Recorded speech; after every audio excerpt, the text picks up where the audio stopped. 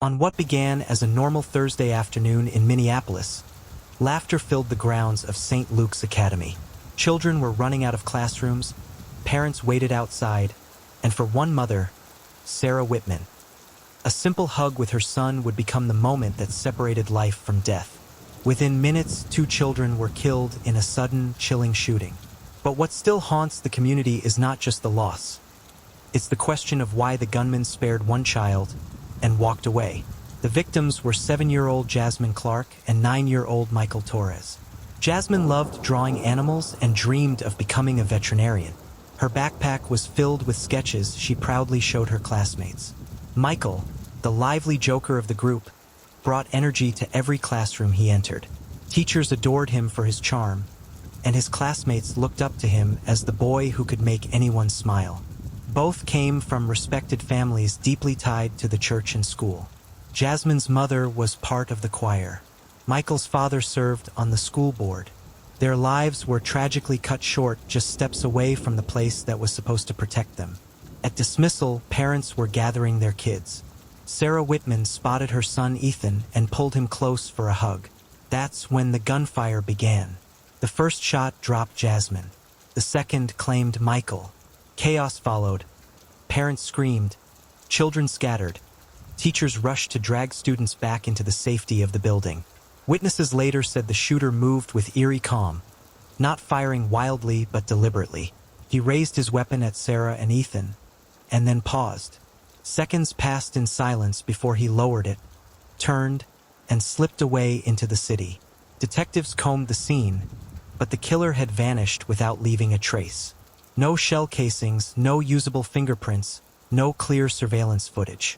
It was as if he had stepped into the schoolyard, executed 2 children, and disappeared into thin air. Witness testimonies suggested the shooter wasn't picking random targets. He appeared focused, his shots intentional. That raised the first disturbing question. Were Jasmine and Michael chosen? The investigation soon revealed troubling secrets inside the church community. Michael's father had been locked in a bitter dispute with church leadership over finances. Jasmine's mother had publicly taken sides in the feud. Rumors of resentment and personal grudges had quietly split the congregation. Was the shooting connected to this divide? Was it a message, not an act of randomness?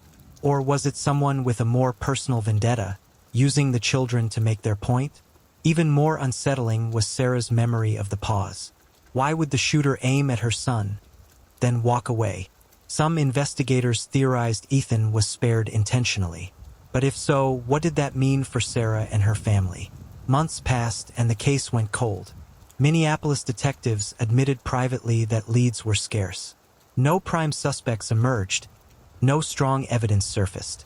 For Jasmine and Michael's families, the grief was endless.